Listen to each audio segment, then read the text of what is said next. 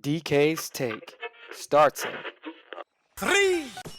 Well, I like school, and I like football, and I'm gonna keep doing them both because they make me feel good. 2. Oh, it's over! It's over, ladies and gentlemen! 1. Are you ready?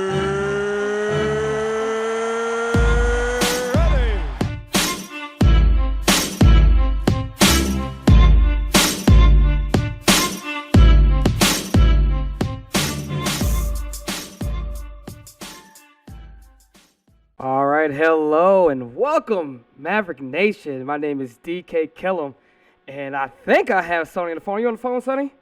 Yep. All right, man. So I got Sonny Weaver. We're about to break down our mock NFL draft for 2019. It's probably one of the best times of the year. NFL draft, definitely my favorite time. What about you? Yeah, this is definitely like Christmas for me. Yeah, definitely Christmas for me too. I'm super excited. I'm super stoked.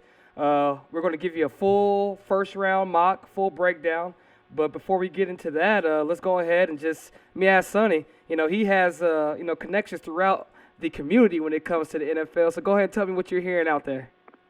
Yeah, it's this is going to be an interesting draft, and like it normally is, quarterbacks are going to be kings, right? And so quarterbacks will be the wild card. Obviously, everybody's thinking Kyler Murray at number one, but really, there's a lot of teams there that are looking to move up and down. You're hearing some things possibly about the Redskins trying to come up for a quarterback. Actually, right before we started, the rumor is Dan Snyder is going to run the first round of this draft because he's in it for a quarterback. And the last time that happened, RG3 was the pick after they mortgaged a whole draft. So keep an eye out on the Redskins.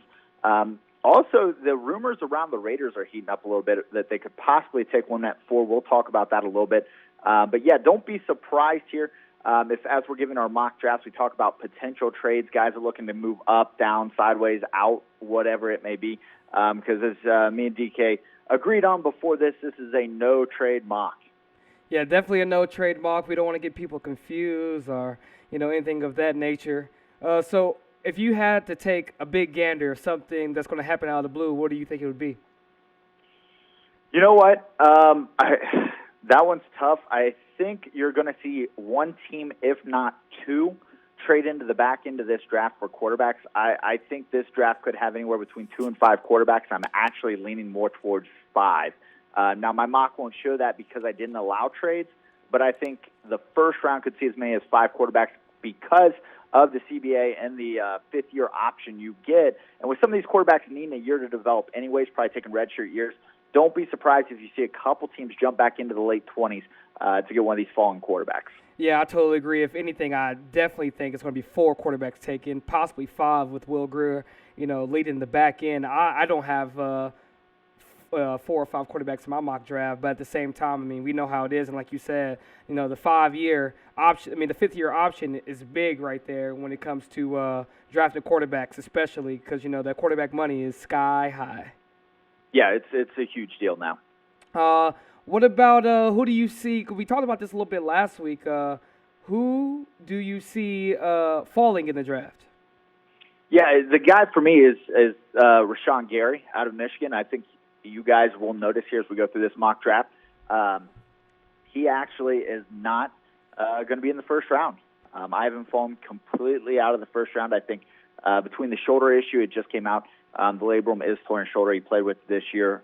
But also just the kind of interest level he seems to have. If you look at his tape, there's times where he's just disinterested. And even when he's not disinterested, he's not nearly as disruptive as you would expect. So I have Rashawn Gary falling completely out of the first round. I have him falling, but definitely not the first round. When it comes to potential, some people just go after potential. So I feel that he'll be drafted in the back end of the first round.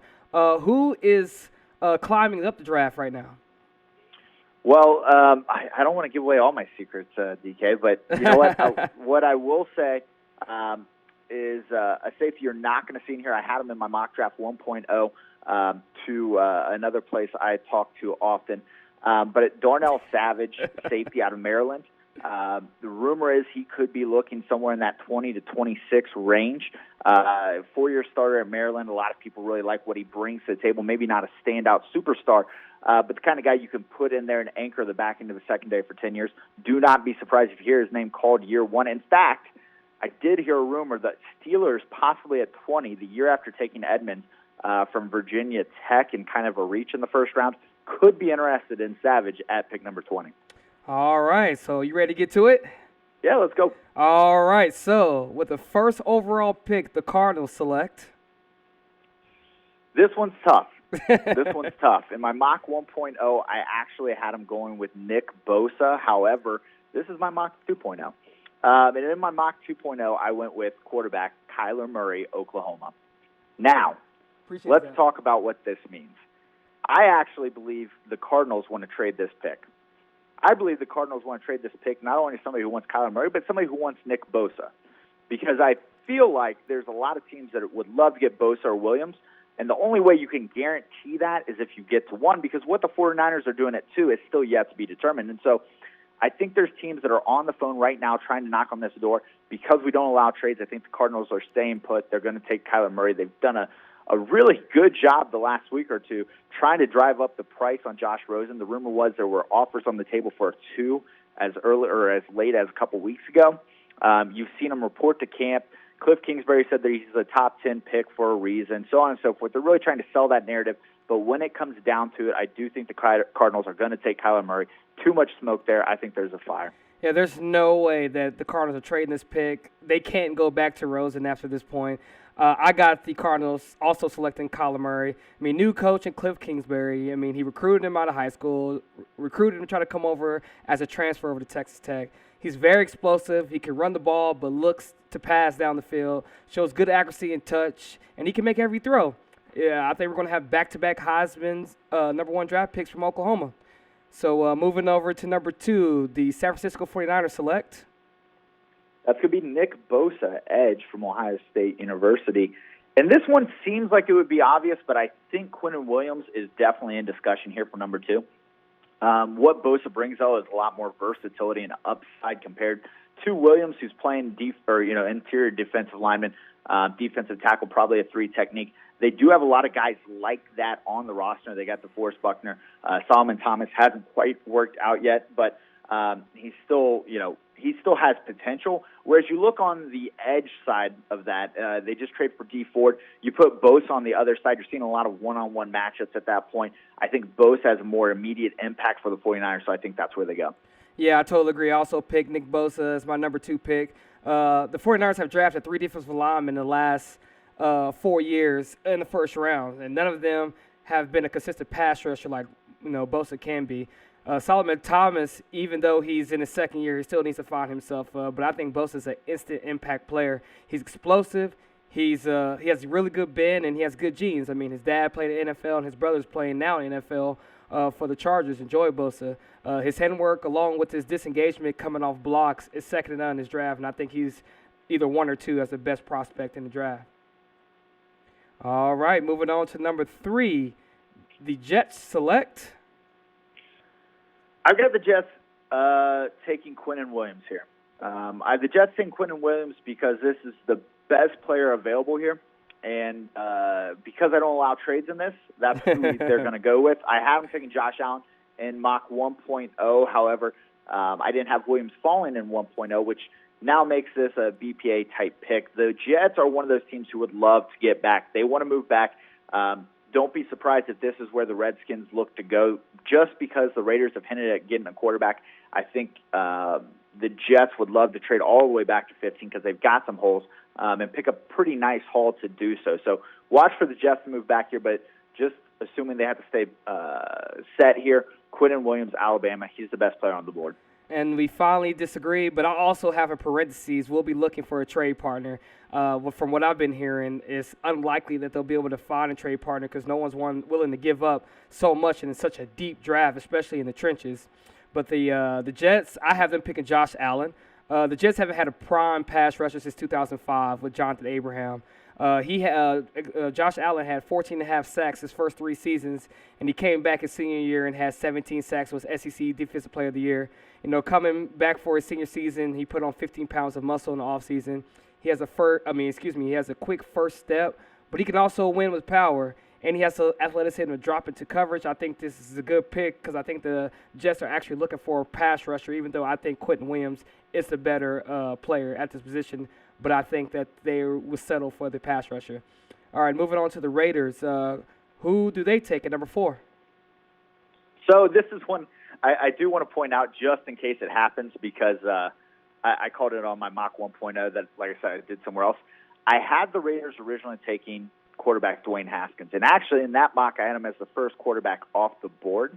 Don't be surprised if John Gruden does that because John Gruden is kind of nuts. Yeah. And he loves board work, and there's nobody better in this draft on the whiteboard than Dwayne Haskins.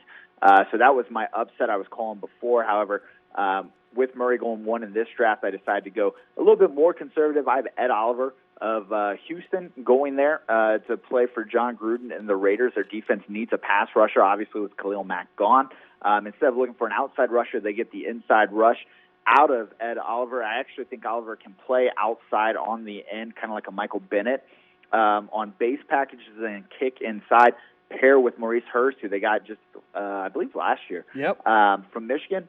So they have a nice 1-2 combo on the inside, but I think Oliver can move up and down the line. In fact, some teams actually worked him out as a middle linebacker for a 3-4 defense. So Oliver is really versatile. He's probably the best chess piece of this draft. So that's who I have the Raiders taking at 4. All right, for me, I have the Raiders picking Quentin Williams. I mean, he's arguably the best player in the draft. He's explosive, and that's an understatement. At 303 pounds, he ran a 4.83 40 at the combine. He's a disruptor that stays in the backfield and commands double teams. I mean, I think this would be a huge steal for the Oakland Raiders. Moving on to the Buccaneers. At number 5, what do you have them taking? Josh Allen, edge from Kentucky. And head coach Bruce Arians, right, they need something on this defense. They need pass rushers. They don't know what the status of Joe McCoy is. They're talking about maybe he's going to be there, maybe he's not. They're going to go to a 3-4, so they're going to need somebody who can stand up and move around. The nice thing about Allen is I think he can play with his hand on the ground or standing up, very similar to Chandler Jones and what Bruce Arians had in Arizona when he traded the Patriots for him just a couple years ago. So I think Allen gives Arians that chess piece to use on defense. A lot of people are going to look maybe to interior pass rusher, maybe even a linebacker here, but I think Josh Allen makes a ton of sense here, and he's the best player on the board at this point. All right, for me, I'm going to go Devin White. We both agreed that the Buccaneers do need some defense, but I think that the top-end rusher is going to be gone other than Ed Oliver, but I think Devin White fits them a little bit better. They lost Quan Alexander last year to an injury, and then he ended up signing with the 49ers. He's fast, running a 4.42 at the combine. He's a land shark in this league, and he's a physical tackler that can get sideline to sideline with speed. He'll sometimes bite on the play action, but makes up for it with his athleticism. I think he's going to be a great player for years to come here for the Bucs. Moving on to number 6, where I think things start to get interesting, the Giants. Who they take? Yeah, I think this is where things are going to get interesting tomorrow night. And this is kind of the linchpin, I think, for a lot of people's drafts. If you believe what Dave Gettleman is saying, he wants to recreate the Panthers. He wants to run the ball. He wants to play good defense, and he wants to win that way. He's telling you that he wants to re-sign Eli Manning, maybe even for a couple more years. So with all that said, I'm actually going to believe him. I think he's just stubborn enough, just crazy enough to do it. So I give him the best offensive lineman in this draft, Jonah Williams, tackle from Alabama, not to be confused with the short-armed Jonah Williams everybody thinks has to play guard. That's not realistic. This guy can play tackle. He did in the SEC. I'll take Jonah Williams here. Let's see, this is where things start getting really interesting for me and you. So I think we're going to just be widespread throughout the rest of the draft. In the beginning, it's kind of easy to match up. But for me, I think the Giants should take Dwayne Haskins. But I have them taking Ed Oliver, as you said, with the trenches and everything. I think just Ed Oliver is a specimen. I mean, he was misused at Houston playing nose tackle. And Dave Gettleman loves having the big man in the middle. He did that with the Panthers with Star, how you say his last name? Lutulele? Lutulele, yeah, Star Lutulele. Like there you go. Something of that of that. And also, I mean, just Ed Oliver is a beast. I mean, as I was saying, he's played nose tackle in the 3-4 scheme, but in the NFL, he'll play the 3 technique where he can shoot gaps and be disruptive, and he plays with great leverage. I think this is going to eventually be a steal in the draft. I think he could become one of the best players in the draft also. So here's my only problem with Ed Oliver at 6 for the Giants is they are going to this 3-4. So he's going to be more of a 5 technique in the 3-4. So he's going to play that defensive end, kind of the Aaron Donald, J.J. Watt type situation. You know, I think that'll be interesting. I'd like to see him maybe playing at a little bigger weight. He was 280 at his pro day. I think he was playing smaller than that throughout the year. So that'd be the one thing for me to be concerned about, just as how the Giants would want to use him there. Yeah, I think after getting rid of Olivier Vernon, I think they're going to. I've been hearing that they're switching over to more of a hybrid defense, running some 3-4 along with the 4-3. But I mean, with the way the Giants have been doing things, who knows what the heck they're going to be doing next season? All right, moving on to number 7, the Jaguars select. At number 7, the Jacksonville Jaguars select Jawaan Taylor, offensive lineman, Florida. In fact, he's probably going to be more of a right tackle. This has been a pick I've had for him for basically the whole time. It makes too much sense. They've got to protect Nick Foles. Assuming Leonard Fournette can stay out of trouble, they got to give him some more room to run. If you watch historically, Foles' best years have come when he has been protected.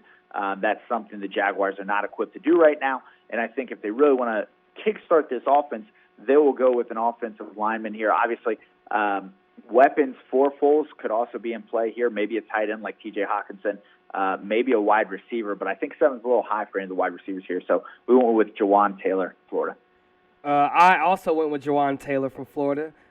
Like we both agree, they could go with Hawkinson right here. But I think they're going to add protection, for Nick Foles with a powerful tackle. He's an above-average athlete, but he can get to the second level and do what he does best, and that's run blocking. As you said, if Leonard Fournette can stay out of trouble. Also, I definitely think he's a right tackle also moving forward. Moving over to the Lions. The Lions selected number 8. The Lions go out and get their Rob Gronkowski, T.J. Hawkinson from Iowa. And so I'm not sure everybody knows this, but actually last year the Lions had a trade set up to trade for Rob Gronkowski. Yep. He was going to come to Detroit until Gronkowski himself vetoed it and basically threatened to retire if he was traded. So which is what he did anyways. Yeah, well, that was this year. That was after he won the Super Bowl, right?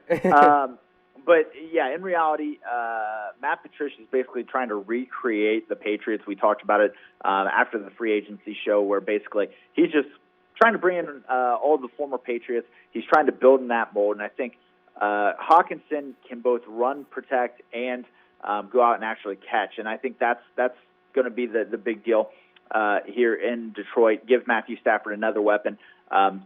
T.J. Hawkinson, if you really watch him, he is a do-it-all tight end. So yes. I like him a lot here. Number 8 to the Lions, T.J. Hawkinson. For me, I have Montez Sweat going to the Lions. I mean, fast is an understatement of what this guy is. He ran the fastest 40 as a defensive lineman with a 4.41 at the combine at 6'6", 260. I mean, that's incredible.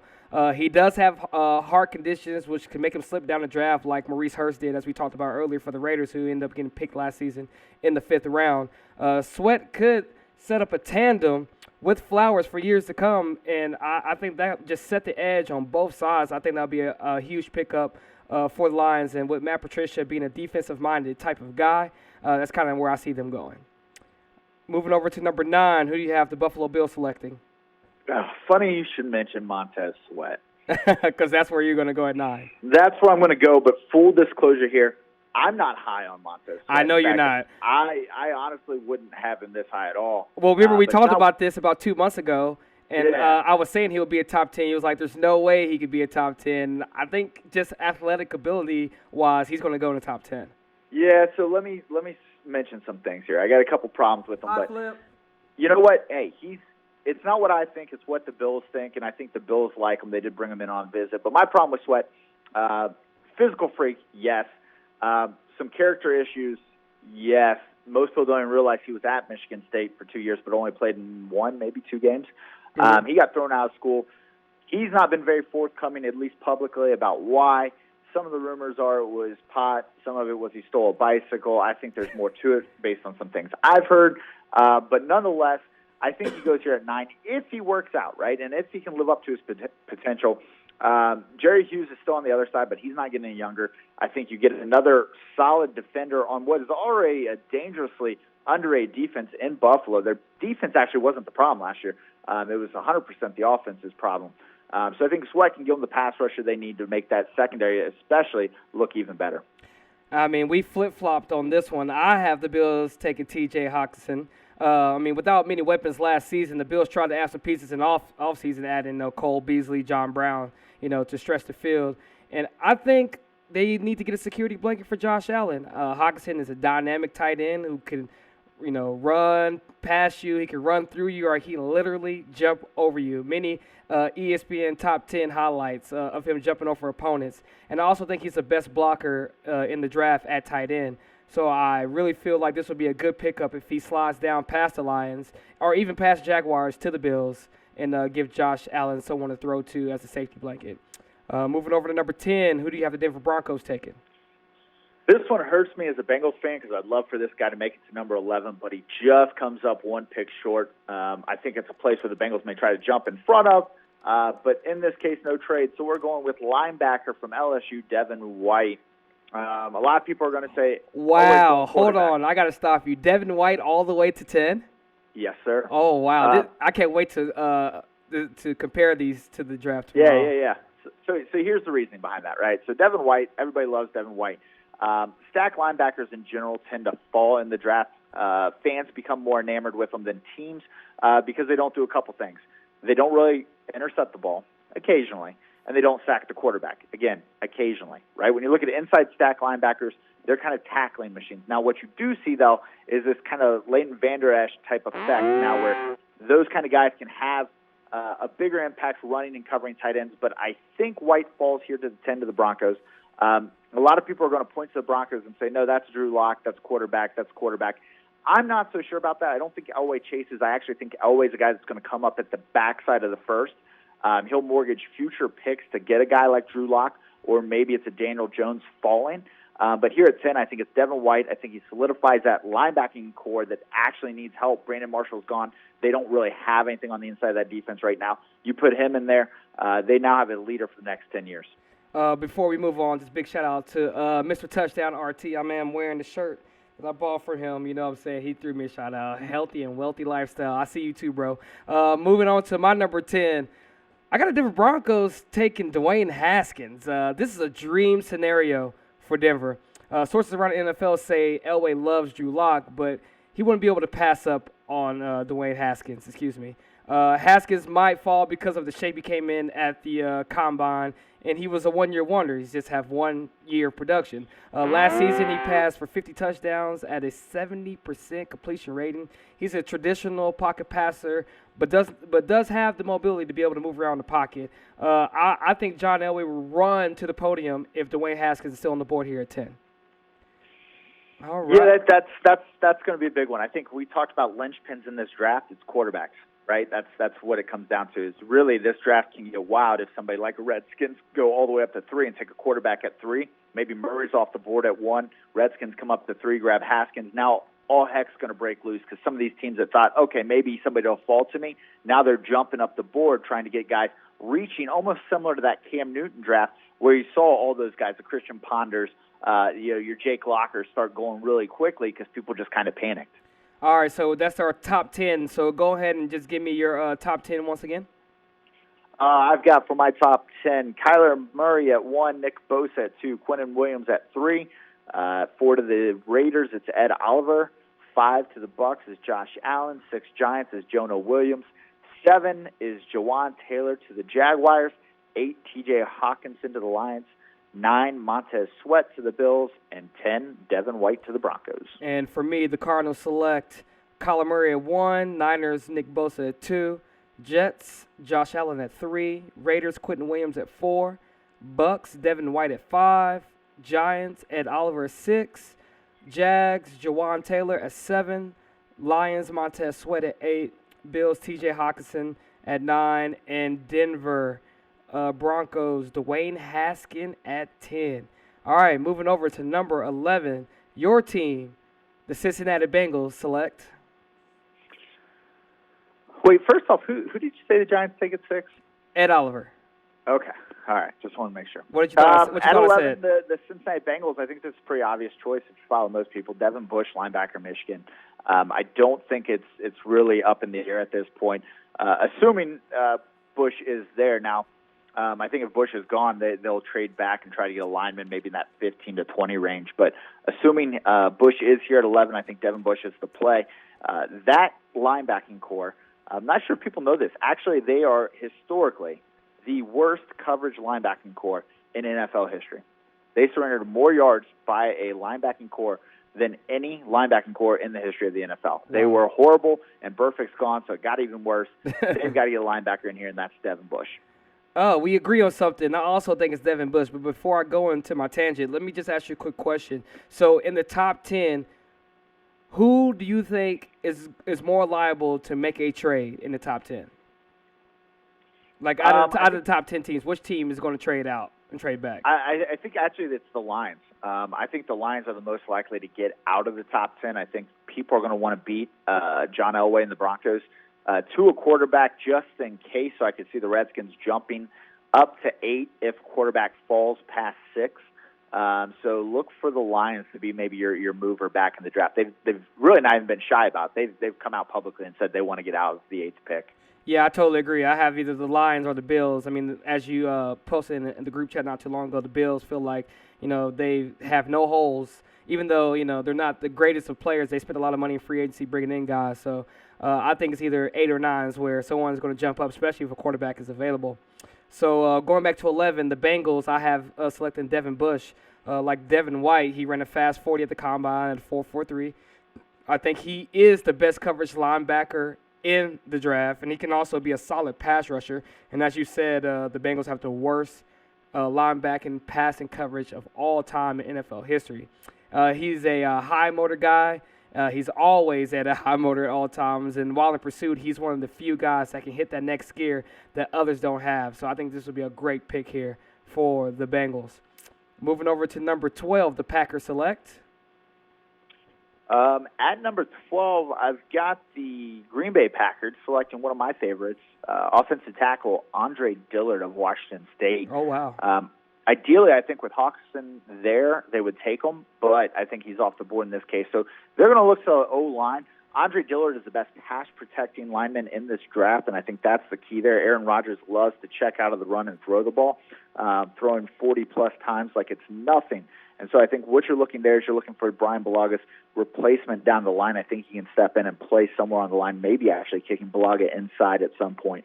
But I think Andre Dillard gives them the left tackle of the future, especially a pass-protecting left tackle, to really keep their investment in Aaron Rodgers safe. I have the Packers selecting Jonah Williams from Alabama. I think the Packers can go many different ways. They can go receiver, they can go tight end, but I think they add more protection for Rodgers with Williams, especially with the Rodgers being hurt the last few seasons.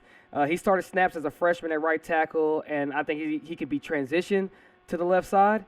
He has good footwork and rarely gets out of position, and he's listed as a tackle, but I think he's going to eventually get moved inside to guard. Moving over to the Dolphins at 13, who do you have them taking?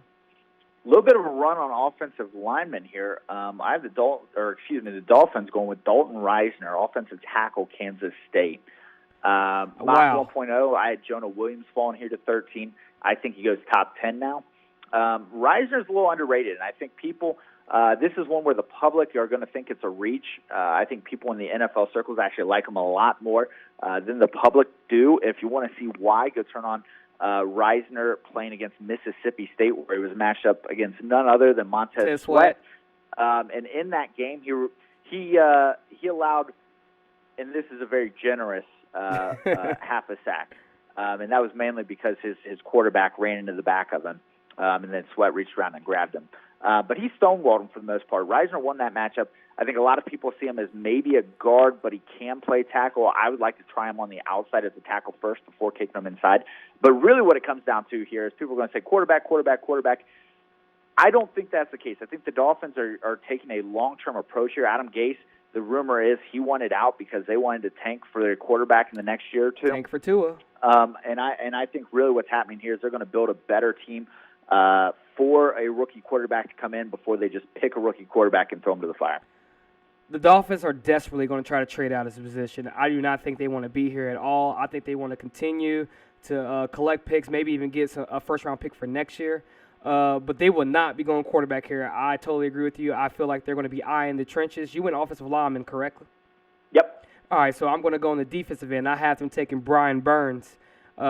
With Wake gone and Quinn gone, I think they're going to go for a speed rusher in Burns. There will be concerns with his weight at 235, even though he weighed 249 at the combine, but everybody bulks up for the combine. He's really explosive running at 4.53, and he's surprisingly strong. He regularly wins on the outside with speed, but he definitely needs to get better hands and add more strength, for these massive offensive tackles that he's going to be facing in the NFL. Moving over to number 14, the Falcons select. This is the worst-kept secret in all of football. The Falcons are in love with Christian Wilkins, defensive tackle, Clemson. I actually think they're going to move up to ensure they get him. Look to the Detroit Lions at 8 if the Redskins aren't moving up for a quarterback. I think the Falcons go up to 8 to make sure they get Christian Wilkins. They're scared. Grady Jarrett may not be there after this year. I think they're looking for an interior disruptive pass rusher. I think Wilkins is a 3 technique, but Jarrett can actually kick over and play nose if they want. So I think they go Wilkins here. Like I said, don't be surprised if they end up doing it a little bit earlier at 8. I totally agree with you. I have the Falcons selecting Christian Wilkins from Clemson. The dream scenario would be they get Ed Oliver, and unless they trade up to get him, they won't get him. I strongly think when the Falcons want somebody, they trade up. I remember when they went and traded up for Julio Jones. I think they're going to try to find a way to trade up and get Ed Oliver. He fits their scheme perfectly, but I don't think he's going to be able to make it there. He's not as athletic as Oliver, but he's strong, muscular, and powerful. I mean, he can clog up the middle and get in the backfield and definitely take a toll on the run. All right, moving over to the Redskins. If they haven't moved up, the Redskins at 15, who are they selecting? And this is what we talk about, those linchpins. So the Redskins select quarterback Dwayne Haskins, quarterback, Ohio State University. Wow. And again, we can't do trades, right? Yeah, and we can't do trades. And remember that as I did this mock, because I do think the Redskins are on the phone right now looking to move up, and I would not be surprised if he's gone at 3 to the Redskins. Those Jets are looking to get back. They want to get back desperately. Will the Redskins give up a RG3-like deal to come up to 3 to get him? That's the question. We'll know more about that, I guess, tomorrow, probably during the day is when you'll see that start heating up. But I think they are. I think they're desperate for a quarterback. Case Keenum's, not the answer there. Colt McCoy's recovering from an injury. And definitely not the answer. He just had another surgery. So that's a problem. And Alex Smith's probably done. So they're going to get a quarterback. I've got Dwayne Haskins falling here, but don't be surprised if it goes a lot earlier, but still to the same team. At 15, I got the Redskins also selecting quarterback, but a different one in Drew Lock. The Redskins are going to be looking for the quarterback of the future, whether it's moving up, trading for Rosen, or drafting Lock. I mean, I think that's the only option that they're going to have. Drew Lock has a big arm and can throw from any direction, in the pocket. With his big arm, though, he relies too much on a deep ball, and I think that could be a problem, especially if he gets drafted to the Redskins, which, Paul Richardson is a solid deep threat, but I just don't think he's going to have the athletes on the outside to really, take advantage of his big arm. One thing I will say is Missouri did have the most drop passes in the NCAA this past season, so, I think Drew Lock could have had bigger numbers than what he actually had. Moving over to the Panthers, and I think I'm going to surprise you here in the next 2 picks, actually, but definitely with this Panthers pick. I hope you pick the same person as me so we can celebrate together. No, I doubt it. So my mock 1.0, I went with the edge rusher here, but mock 2.0, I'm worried about the banged-up Cam Newton. So I go with offensive tackle Cody Ford from Oklahoma. I think the Panthers are going to look to get back to what won them games, and that's a solid running attack and good defense. I think Ford can play tackle or guard. Some people, again, like him at guard. I think he, again, is a good tackle, especially a right tackle. So I think they're going to protect Cam Newton, not let him get hit as much, while giving Christian McCaffrey a little more room to run. You're going to be surprised by my pick. You ready? Give it to me. All right, so this might be a reach, but with Olsen coming off an injury and debating on transitioning to the Monday Night Football booth, Noah Fant would be a solid pick for the Panthers. Without the only bad downside to it is he's not a run blocker, and their prime player on offense is Christian McCaffrey. So I mean that might be the downside. But Fant is only the fastest tight end in the draft, running the 4.5 and the 40. He can stretch the field up the seams with receiver-like pass and catch ability. Whoever drafts him is definitely not using him for a pass blocker or a run blocker. So he's more of a tweener as a receiver/tight end. But I think Cam Newton can get comfortable with him. You saw how he kind of went downhill, even with the injury he had with his shoulder whenever he lost Greg Olsen. Yeah, I don't think that's all that crazy. To me, I've got the Panthers more in the Irv Smith territory in the round after this. But with that said, you're right. Fant does offer them a little bit more over the middle. They don't really have any of the big-bodied wide receivers anymore that we were so used to, right? Devin Funchess, Kelvin Benjamin there for a while. They were going big jump ball receivers. Now they've gotten smaller as they go with DJ Moore, Curtis Samuel, guys like that. So having a little bit bigger bodied guy and a fast tight end that can run makes a lot of sense for the Panthers. All right, moving over to the Giants. At 17, who do you have them selecting? I've got the Giants finally getting the pass rusher. This time we're going Brian Burns, edge, Florida State. And the reason I went Burns here is it makes a lot of sense. I think he's going to be more of a stand-up type guy. In the new 3-4 defense, he's going to shift over. He's going to be able to play a little bit more Leo type if they go in a 4-3 with some pass rushing look. But mainly when they're in that 3-4 set, he's going to give him a guy off the edge. Like you mentioned earlier, he's a little bit smaller, so I think standing him up, keeping him off the line is going to be ideal for him with Olivier Vernon gone. They get their pass rusher here at 17, and they stick to what I said earlier, and that is building in the trenches inside the box there. I have the Giants selecting DK Metcalf. This might be a surprise, but really isn't.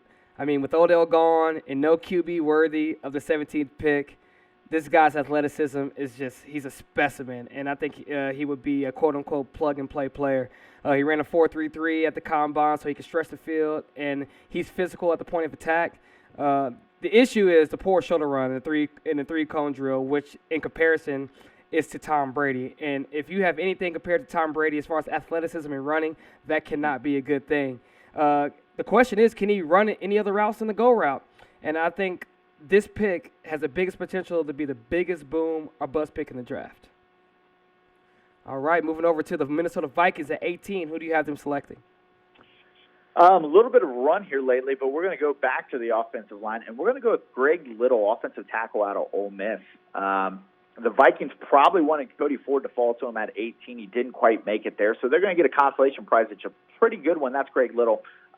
Former top a top prospect in high school, athletically gifted, mean, nasty, can really show a lot in the run game. I think technique-wise in the passing game, he's got some things to work on, but I do think he'll start out as a right tackle, transition to left tackle eventually.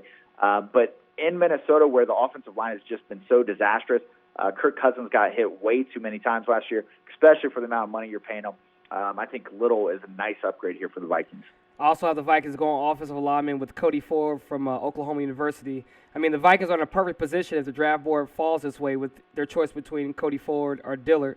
What I do know is they need offensive linemen, and I think Ford is a better fit as a power blocker and has good feet, which allows him to mirror defenders well. He's long enough to deal with speed, but tends to struggle with the power rushers. Doesn't matter. If there's an offensive lineman available here at the 18th pick, Minnesota Vikings are definitely going to go that way. Moving over to number 19, the Tennessee Titans are selecting. 19, we're going to get your boy off the board here, DK Metcalf from Ole Miss. We'll run on Ole Miss players here. I'm actually not as high on Metcalf as a lot of people are. I had him here in my 1.0. I keep him here in my 2.0, and the main reason for that is Titans need a number one wide receiver, and people say, well, what about Corey Davis? I said it when he came out. Bust. I'm still holding true to it. I think he's more of a number two. Corey Davis to me is a little bit kind of Marvin Jones-esque in that, I think good comparison. I mean, Marvin Jones was more of a deep ball threat than Corey Davis, but I think he's more of just a really high-end number two, low-end one versus somebody like DK Metcalf, who is boom or bust, but I think his boom is definitely a high-end number one. And so, to me, DK Metcalf, he could be someone like, Demaryius Thomas. A Brashard Perryman. Yeah, well, Brashard Perryman was, taking David Boston supplements. Yeah, true. But yeah, so I think the Titans got to get Mariota more weapons. You know, they're struggling to get the ball moving downfield. Obviously, they're going to the run game. Derrick Henry really did well for that team last year. But if you're going to invest in Mariota, which sounds like they are, you got to get him a number one wide receiver. All right, here comes another stunner, and I'm going to tell you why. Tennessee Titans select Jeffrey Simmons from Mississippi State. Okay, here's why. The only reason I'm going with Simmons here is because I was told by a good source that he would bet his house on it. That's what he told me. He would bet his house that if Jeffrey Simmons is here for the Tennessee Titans, that they're going to take him no matter what. With that being said, Simmons is one of the most talented prospects in the draft, and he would have been a top pick if it wasn't for his torn ACL. He's as strong as an ox. It can't be moved out of his position. He's very athletic with a tenacious motor and will blow up plays once he's 100% healthy. Like I said, if he wasn't hurt, I definitely think he would be a top 10 pick.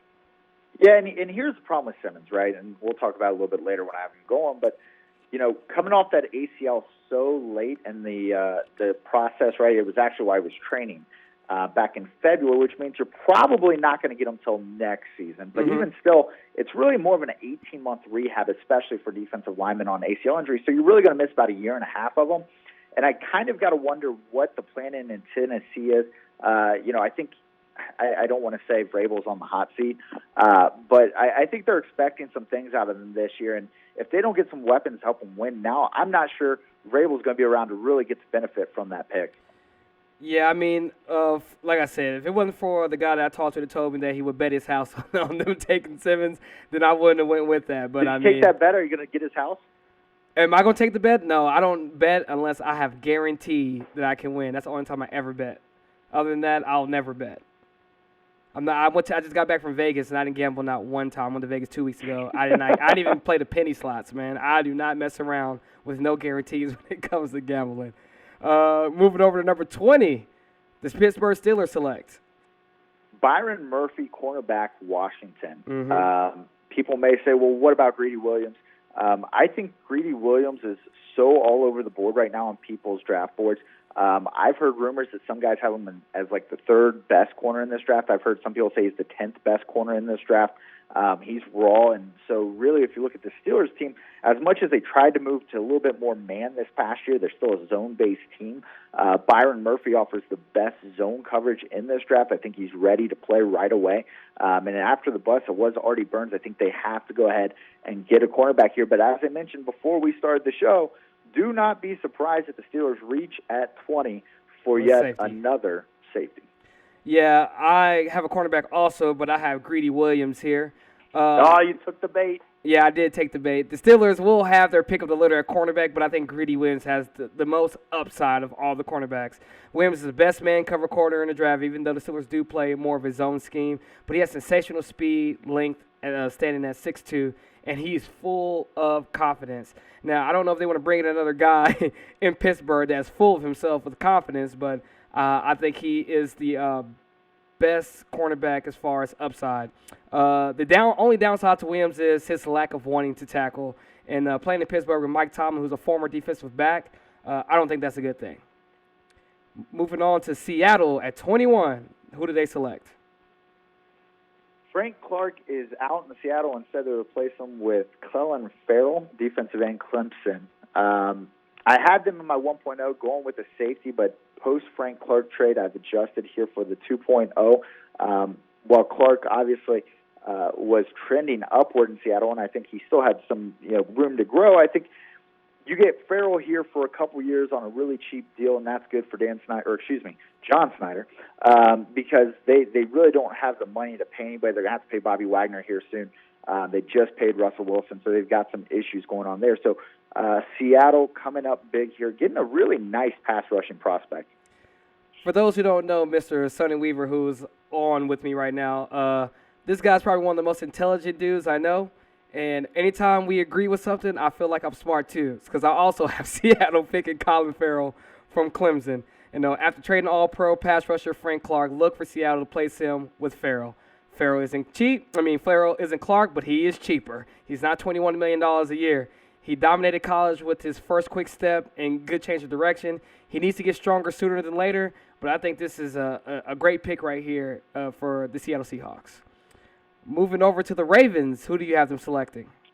Well, I think the Ravens right now are pretty upset because I think Farrell was their guy at 22, but now he's off the board. And so we're going to be the Ravens and go back to the well where we always go when we need a solid player that we can't miss on. And we're going to go with Mack Wilson, linebacker, Alabama. Wow. Tell me if you've heard this before. The Ravens select a middle linebacker from Alabama to lead their defense, right? Can I stop you real quick? Yeah, go ahead. I have not seen him on any first-round boards. So I'm interested to see how this is going to work out. Yeah, so here's the deal.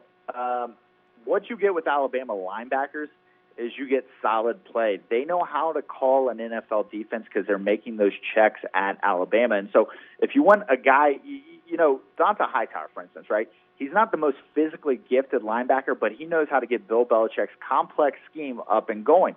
And what's interesting about that is actually Nick Saban and Bill Belichick run the same scheme. And so you see the Ravens have done this historically. They've gone to Alabama to get defensive players, Tim Williams, Marlon Humphrey, C.J. Mosley. And so they go back to their trusted source of a guy they can't miss on. They get Mack Wilson. Maybe did they take him a little bit higher than needed? I don't know. I seem to like Mack Wilson better than most people. But I think Wilson is the pick here for the Ravens, and they're pretty happy with it. The main reason why I don't agree with them taking a linebacker, I think his last name is Owanzer. Is that how you pronounce it? Yeah, they do, but that 3-4, they need to solid guys They do in the need middle. to, and they did get rid of Correa. They sent him off to the Titans last year. I think though that they're so in love with how you pronounce his name? Is it Owanzer? Yeah, a Windsor, something like that. He is really, really good. I was watching tape on him a couple weeks ago, and he's phenomenal. He can rush a passer. His pursuit is just really, really well. But I have the Ravens going Marquise Brown. Yes, I know the Ravens don't throw the ball, but with the lack of weapons on the outside, why not settle for Deshaun Jackson Jr.? That's who Marquise Brown is to me. He would be coming off the list, frank injury, but I think he will bounce back just fine. There's nobody more fast or explosive as him on the field, even at 166 pounds. I think even at 166 pounds, he is compacted. He's not Tyreek Hill, but I think he's going to become the mold of what Tyreek Hill is. He does a good job of putting his foot in the ground and getting in and out of cuts, and he's leaving defensive backs in the dust. And I think it would be great for Lamar Jackson, even though they don't throw the ball, the bubble screens, him just throwing the ball deep, or the end rounds, the gizmos, the gadget plays, because they're going to have a lot of that. I think that he is perfect for this Ravens team. So, little caveat there. Marquise Brown, you're not asking him to run block, and I think that's the one issue there. I do agree the Ravens have to go wide receiver at some point. I wouldn't be surprised. Now, there's some rumor I've been hearing about Hakeem Butler from Iowa State possibly at 22 to the Ravens because he's a little bigger body guy. He's a deep ball specialist. He's raw, but he's fast. I think with Lamar Jackson, you want a guy who can get downfield, go up and catch maybe a little bit off-target balls down the field, but you got to be big body. You got to be able to run block in this offense, and that's why I just am not sure that Brown is the fit there at 22. Moving over. Oh, let's go back. So we did a recap of our top 10. So let's go to 11 to where we at right now, 22. So go ahead and give me your last 11 picks. Yeah, at 11, we got the Bengals taking linebacker Devin Bush out of Michigan. 12, Andre Dillard, the offensive tackle from Washington State, to the Packers. Dalton Reisner from Kansas State, the offensive tackle/guard, to the Dolphins at 13. Falcons get their love interest, Christian Wilkins, defensive tackle, Clemson at 14. Redskins maybe or maybe not get Dwayne Haskins at 15. Maybe it's early, maybe it's later. Cody Ford goes 16 to the Panthers to pay offensive tackle there. Brian Burns shows up in New York to the Giants at 17. Vikings pick up an offensive tackle and Greg Little out of Ole Miss at 18. DK Metcalf, our boy DK's love interest here from Ole Miss, goes my 19 name to the Titans, of course. Byron Murphy from Washington goes to the Steelers to play some zone defense for him there. 21, Clelin Ferrell from Clemson, going to be a defensive end here in Seattle. He goes at 21. And at 22, Mack Wilson, Alabama, goes and solidifies the Ravens' defense. All right, so for me, the Bengals at 11 select Devin Bush. The Packers select Jonah Williams at 12. Dolphins select Brian Burns at 13. Falcons select, who Sonny says is their love interest, Christian Wilkins from Clemson at 14. Redskins get their quarterback, Drew Lock from Missouri at 15. The Panthers get a security blanket for Cam Newton with Noah Fant at 16. The replacement for Odell Beckham at 17 with DK Metcalf for the Giants. 18, the Minnesota Vikings get another offensive lineman and Cody Ford. 19 is, I'll put my house on it, Jeffrey Simmons from Mississippi State for the Titans. The Steelers get greedy with Greedy Williams. At 20, Seattle select Colin Farrell to replace Frank Clark at 21. And the Ravens get the speed demon, the next Deshaun Jackson for the Ravens at 22 from Oklahoma. 23, the Texans select. 23, the Texans select Garrett Bradbury, offensive guard, NC State. I think Bradbury could possibly play center for him. It gives him some versatility, but I think he's more of a guard now because they do have a decent center. And Nick Martin, I believe. So they're not too bad, but the interior of the line does need upgrade. He can play either guard position, maybe center if they prefer that over others. But Deshaun Watson takes a lot of hits. He's been banged up the last 2 years. That inside pressure is very difficult. It causes guys to have to roll out more, which causes them to take more hits. So I think solidifying the inside of that line is the best way to go here for the Texans at 23. Tekken 1 or Tekken 2? Exactly. For me, I'm also going offensive lineman. I'm going to go Andre Dillard. This will be another dream scenario here. Deshaun Watson needs help badly. But they're probably going to have to trade up to get Dillard. I don't think Dillard's going to fall that far, but I've mocked him here. He's an elite athlete for tackle position with quick feet to mirror defenders. The downside is that he played in the Mike Leach air raid system, so they didn't do any run blocking out there. All he's ever done is passing, but Deshaun Watson's running around for his life without any help in the pass blocking for the Texans, so I have the Texans selecting Andre Dillard. At 24, the Oakland Raiders are back on the clock. Who do you have them selecting? Crazy John Gruden. Crazy John Gruden. Now, I've got him going Josh Jacobs, halfback from Alabama here. And the reason I have that is there's a rumor going around right now that Gruden loves this guy. He's a throwback. Marshawn Lynch is not coming back, so Jacobs would be their bruising back. He does have some upside as a catcher. I don't think it's going to be an every down type catching thing, but he does have some upside there. Low mileage, didn't get a ton of use in college, but when he did, he was very effective. I think the Raiders are actually going to trade up in front of the Ravens. A little bit worried about this. I can see the Seahawks at 21 coming back to 24 to get more picks because they only have 5 picks in this draft. So watch the Raiders maybe trading up to 21 to get Josh Jacobs because there is a rumor the Ravens like him. But I think Jacobs makes a lot of sense for the Raiders here. John Gruden wants to get back to throwback offense, and that means power I formation, giving the ball off 20, 30 times a game. All right, before I make my pick, we got to take a quick break. I got to pay bills at the top of the hour.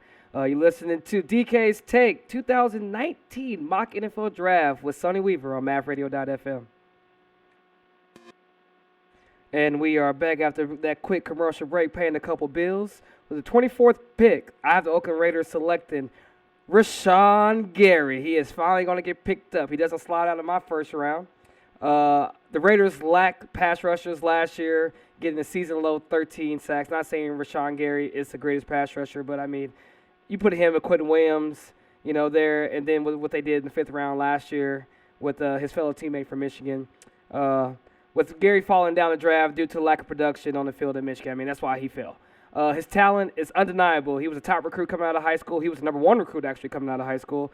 He's a great athlete with a quick first step. He has a nasty rip move that is hard for offensive linemen to counter. I think he can rush the passer. I think he's more of a defensive tackle, 3-technique defensive tackle.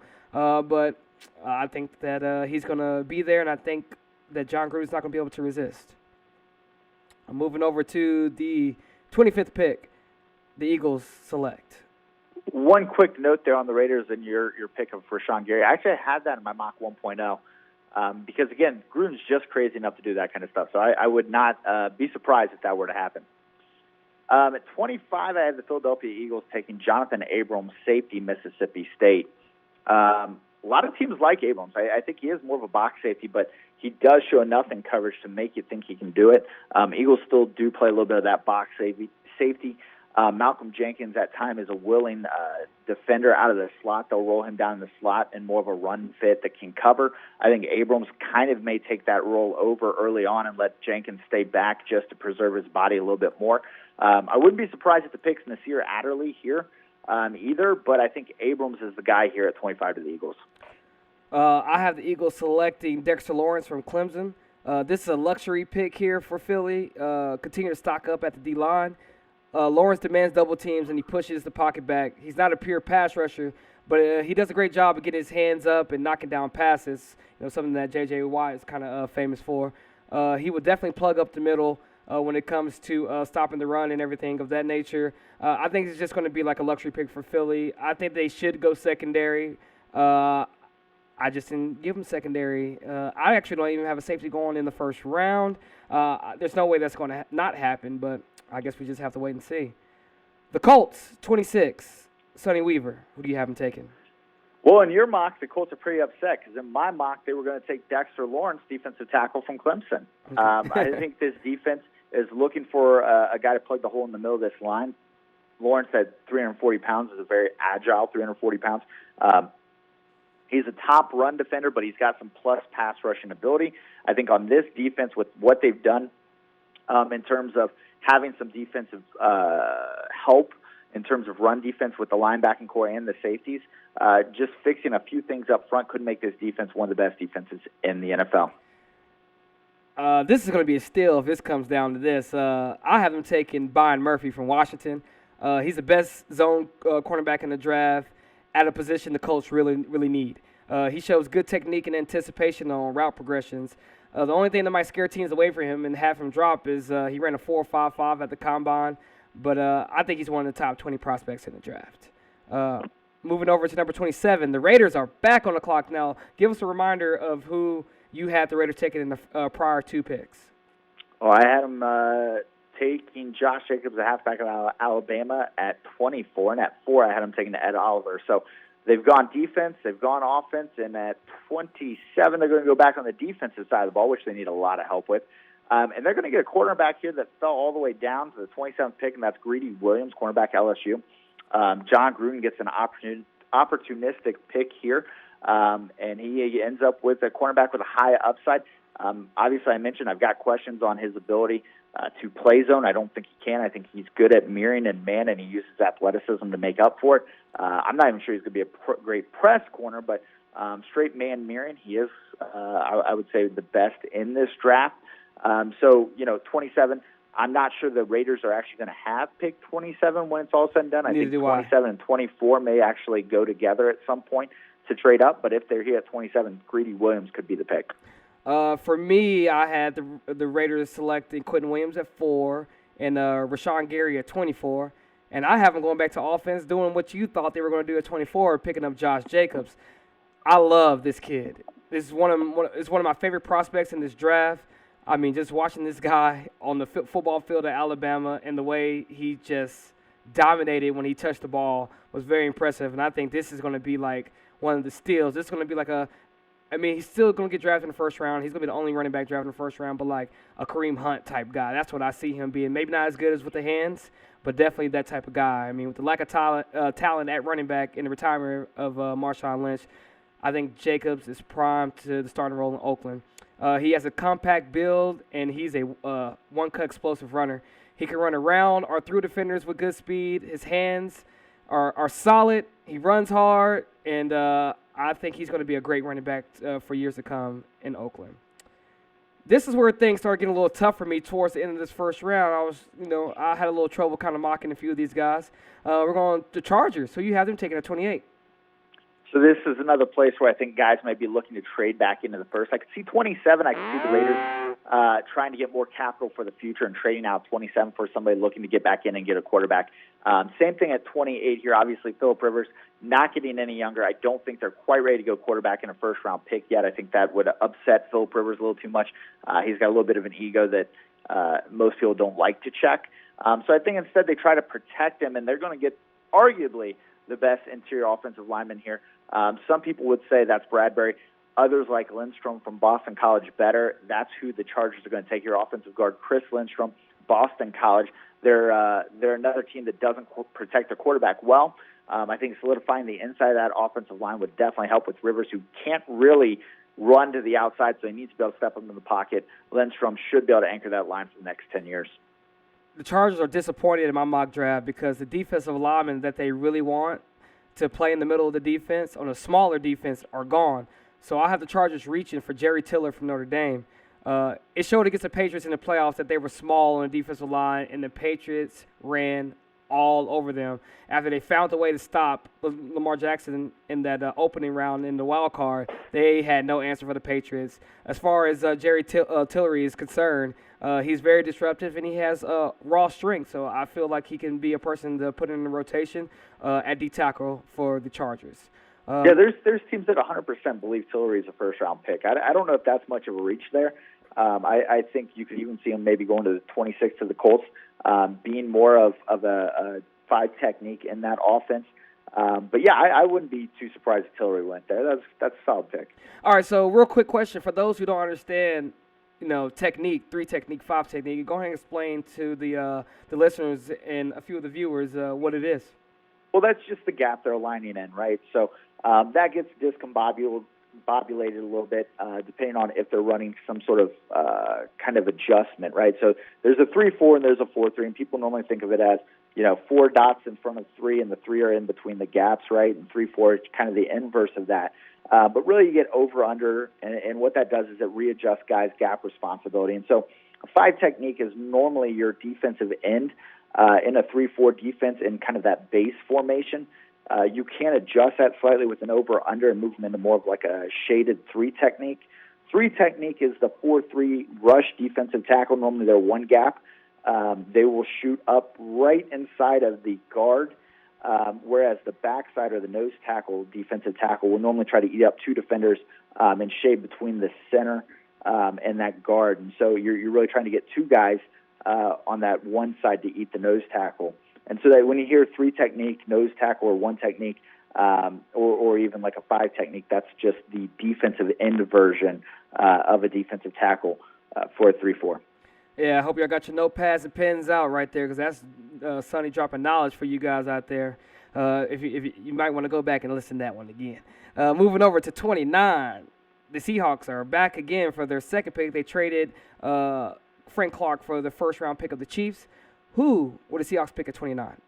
Well, the Seahawks, I talked about maybe going safety earlier. They go ahead and pass on safety again, as only one's gone to this point. There's value later in the draft here at safety. So instead, they're looking for the offense. They want to help Russell Wilson out, and so they go wide receiver from Oklahoma, Marquise Brown. And what you get here from Brown is kind of what they were looking for in Percy Harvin. They're a deep threat, game-changer, gadget player, hoping to kind of get what Tyreek Hill did for the Chiefs. Interestingly enough, before they trade this pick, I actually had Marquise Brown going here to the Chiefs at 29 as a replacement to Tyreek Hill, assuming Hill was going to go down for some of these off-the-field issues. That's still yet to be determined. But Brown still goes here at 29. I think with Doug Baldwin being kind of up in the air still, he had another surgery again. They need wide receiver help there for Russell Wilson. Nobody has done more with less. Russell Wilson has actually thrown more touchdown passes to undrafted wide receivers than he has to anybody drafted. Think about that for a second. Wow. So after giving him the big contract, they go ahead, give him a big-time wide receiver. If they get Marquise Brown, that's going to be trouble out there in Seattle. I have the Seahawks selecting Garrett Bradbury from North Carolina State. The Seahawks have been looking for a replacement center since they traded Max Unger to the Saints for Jimmy Graham. He lacks the power most centers have, but he has quick feet and is a tremendous combo blocker. I think this would be a good pickup here, helping Russell Wilson, but in a different way. Even though the Seahawks' offensive line got better throughout the year last year, and they love to run the football, but at the end of the day, you got to be able to throw the ball down the field in order to win games. Moving on to pick 30, the Packers select. At 30, I talked about them wanting to get T.J. Hawkinson at 12. Didn't quite happen, so instead they come back at 30 and get his running mate, Noah Fant, out of Iowa. In an offense that's not going to ask you to run block a whole lot, they're looking for tight ends who can really open up the middle of the field. They had Jared Cook there once upon a time. They went out, got Jimmy Graham, kind of been a disappointment. Noah Fant can come in here, give Aaron Rodgers a big-bodied, middle-of-the-field wide receiver in the form of their tight end. And like I said, he's not really going to be asked to pass protect, so you don't really have to, run block, so you don't have to worry about that with Fant. It's interesting because I have them going tight end too. I also thought the same thing at 14 that they would think about going tight end, especially if Hawkinson's there. But I have the Packers selecting Irv Smith Jr. from Alabama.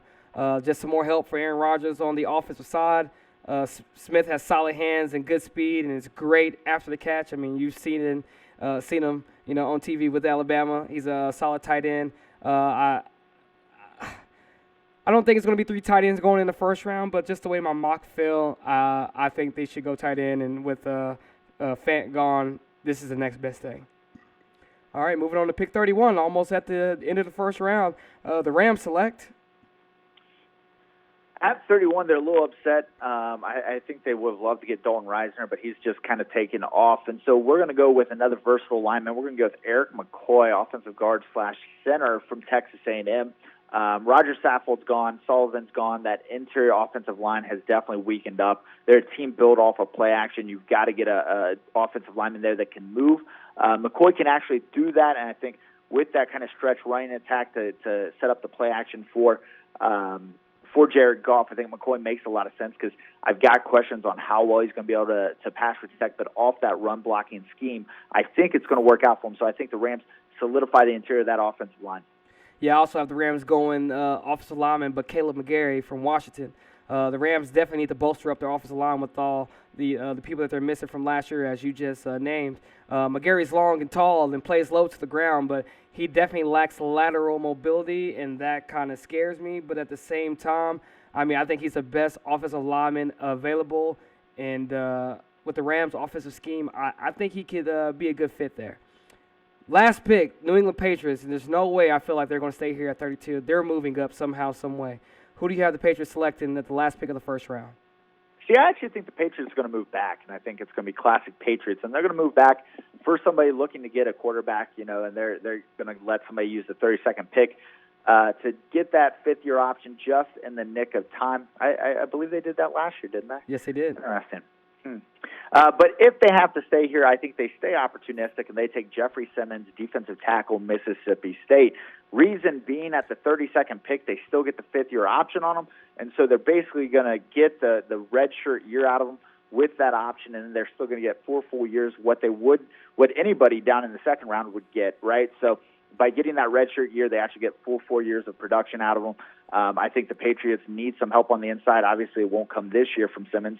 But Bill Belichick, he's always looking forward to the future, and I think this is another place where he gets quite the steal here at pick 32. I have the Patriots selecting, if they stay there, A.J. Brown from Ole Miss. He's a good route runner that finds soft spots in the zone, and that is key for playing with Tom Brady. I think he could be really effective receiver with that ability, just finding just the soft spots. Just Brady's just carves people apart. He's not the quarterback he used to be, but he's still probably the most intelligent one on the field. He's strong after the catch. He's a long strider who takes some time to get up to speed, but I think that with his ability to make people miss and break tackles once he catches the ball is going to be huge. But he does struggle against bigger man-press cornerbacks. But I don't think he has too much to worry about there in the poor man's AFC East. So breaking down the end of the draft, I think we left at, 20? 22 is the last one. Yeah, so just give me your 23 to 32, and we'll finish it up. Oh, so at 23, we go with the offensive guard Garrett Bradbury to the Texans. 24, Josh Jacobs, halfback Alabama to the Raiders. Jonathan Abrams, safety Mississippi State to the Eagles. 26, Colts get Dexter Lawrence, defensive tackle Clemson. 27, Raiders snag the cornerback Greedy Williams out of LSU. 28, Chargers solidify the interior of their offensive line with Chris Lindstrom, guard Boston College. 29, Seahawks get the speedster Marquise Brown out of Oklahoma. 30, Noah Fant, tight end. Iowa gives Aaron Rodgers quite a weapon here for the Packers. Rams at 31 take Eric McCoy, offensive guard / center from Texas A&M. And at 32, the opportunistic Patriots get Jeffrey Simmons, defensive tackle, Mississippi State. All right, for me, I got Houston, Texas selected Andre Dillard. Oakland getting Rashawn Gary. Eagles getting Dexter Lawrence. Colts Byron Murphy. 27 Raiders once again taking Josh Jacobs. 28 Chargers Jerry Tillery from Notre Dame. 29th, the Seahawks select Garrett Bradbury from NC State. 30, the Packers select tight end Earl Williams. 31, the Rams get offensive lineman Caleb McGarry. And to round off the first round, the Patriots get a receiver, A.J. Brown from Ole Miss. All right, that is our first round of the mock NFL draft of 2019. Now, Sonny, who's trading up in the second round to try to get give me a couple players off the top of your head that once the first round's over, teams are like, oh my gosh, we have to trade up to get in the second round. Name some of those guys. Yeah, I think N'Keal Harry, Arizona State, if we get to Friday and he's still on the board, I think that he is in play there. I think there could be a run on wide receivers. Wide receivers so good, and I think day two, the first 10 or so picks, you're going to see a couple wide receivers go there, depending on who you like. Paris Campbell, Terry McLaurin, also from Ohio State, all could be there at the top of the second. But I think N'Keal Harry is the guy that a lot of people are going to try to come up for. I'm not sure Arizona would be willing to move back from there because they do need a wide receiver, but that's a guy a lot of people are going to be looking for. I think Tillery is another guy that if he does fall to the top of the second round, some guys are going to be looking to move up for. There's a lot of teams that like him a whole lot. And then Mack Wilson, if he does drop, right, and you talked about, my throwing him all the way up there in the first, a lot of people don't have him there. If he does happen to drop, the drop-off from the first tier of linebackers, which I consider Wilson to be the bottom of, to the next tier is a pretty substantial drop. So look for guys to try to move up for Mack Wilson. I think his floor, as far as he falls, is to the Giants there, 6th pick of the second round. For me, I think the safety is going to be the biggest thing that people are going to try to move up from. We still haven't called Nazir Adderley's name. The Savage Kids from Maryland, which I hope falls to the Cowboys. I'm praying. So definitely the safety position, and like you say, receiver, it's going to be huge. I think there's a lot of good receivers in the draft this year coming out of college, but not good enough to go in the first round. Other than that, I think that's all I got for you. Oh, give me your one bold prediction for the first round. Oh, I think I already did it. Gary Falls. Gary Falls completely out. Yeah, that's right. You did say that. I didn't give you mine. I think Gary is one of those guys that after people interviewed him and talked to him and then tried to watch the tape, it didn't make sense. So I think Gary is going to fall all the way out. Maybe he gets somebody catching him at the back of the first round. Somebody trades back up and saves him, but I think the kid falls. All right, so let's just let me ask you a couple questions. Give me a fact or a fiction, okay? DK Metcalf gets drafted in the top 15. That's a fiction. I think he falls. I liked him at 19 Titans. I don't think we're going to see a wide receiver before that. Fact or fiction, 4 Alabama players get drafted in the first round. Oh, what do I got? I got Williams, Jacobs. Who else do I have there? I got the linebacker. Williams, Jacobs, Mack Wilson. Yeah, that's going to be fiction. I think it's 3. All right. Fact or fiction, more than 2 safeties are going to be drafted in the first round, regardless of what your board says. Oh, that's tough because I do think – are you setting the number at 1.5 or 2? 1.5. Okay, if the number is 1.5, I'll take the over. I do think a second safety sneaks in there somewhere. Over or under, Kyler Murray hugs his mom or the field first? I'll take the field because I actually think he hugs his dad first. Yeah, I totally agree. And that's all I have, man. Thank you so much, dude, for coming on, man. This was a blast. I had a good time doing this. Yeah, I loved it, man. And we'll have to get on next week. And to do our draft grades. Yeah, talk about what happened, do our draft grades. If you can somehow get on tomorrow, let me know. I'll be here the whole draft live. If you want to just call in for a second, that'd be awesome. If you can, I get it. I know you're a married man with a newborn kid. And I just appreciate you coming on and having you on today. Yeah, no problem. All right. With that being said, that is it for the first mock draft of mine ever that I've done live. So, this was pretty dope. I'll be back tomorrow for sure, 100% to talk the live draft, taking calls the whole time. I think I got a little time to do some MSR stuff, so I'm going to let you go, Sonny. I'm going to go into the MSR chat and see if anybody wants to come on. We just had a Super Bowl winner, Taco, winning his 3rd straight Super Bowl, 5 total. I smell cheese in the building. What about you?